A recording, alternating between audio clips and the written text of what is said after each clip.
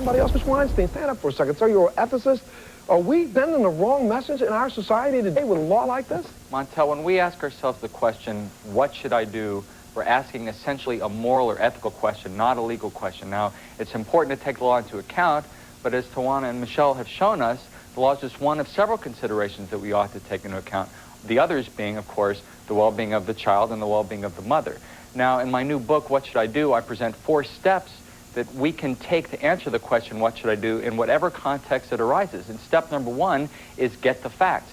Both Tawana and Michelle were afraid to tell their parents or grandparents because they were afraid of retribution. And in both cases, that fear turned out to be groundless. Right. So wouldn't you agree that fear is not the best but the worst condition under which to make a good decision? So in this case, if they were able to have an open and honest conversation with their caretakers, the whole problem would have been circumvented. But you know what? But right now, you don't even have to make this decision. I'm going to say to you that the 4 steps that you would go through to make a decision are taken out of your hands. Because now, hell, I just see a fire truck going by.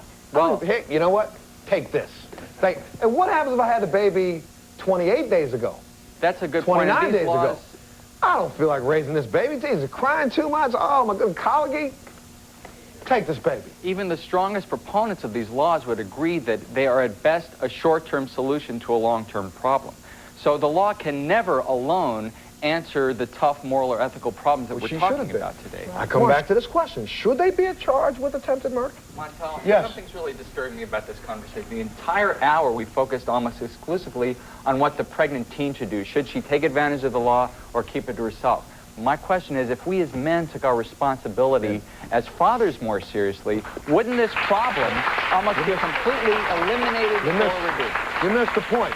When she was standing up, I brought up the fact, how old is your boyfriend? Because that's where the real problem is. The majority of these young ladies who are feeling left alone are feeling left alone because I'm surprised that the father of your baby was only 17. I thought he might be 19 to 21, because most of the people who call themselves men are not being men in the society, leaving children that way, leaving girls that way, and that's the reason why they're lost. So I agree with you. At least include that as part of the discussion and shift the conversation, at least in part, away from the pregnant teen to... I would like to. There's a whole nother hour that we have to do on that. Where are the fathers on this panel? I mean, they're not here. Yeah. And where are they at in our society? They aren't here. Where are the men in our society? They aren't here. Right. They're out here being boys trying to see how many girls they can get. I'm going to tell you right now, doing the wild thing with everybody you meet is not a good idea. Let's talk about what the wild thing is. Let's talk about the fact that after you do it, there's a baby that can come out of it. And guess what, homeboy?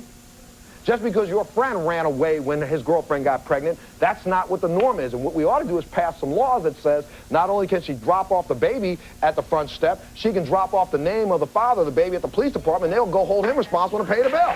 That's what we ought to do. Let me take a break. We'll be back right after this.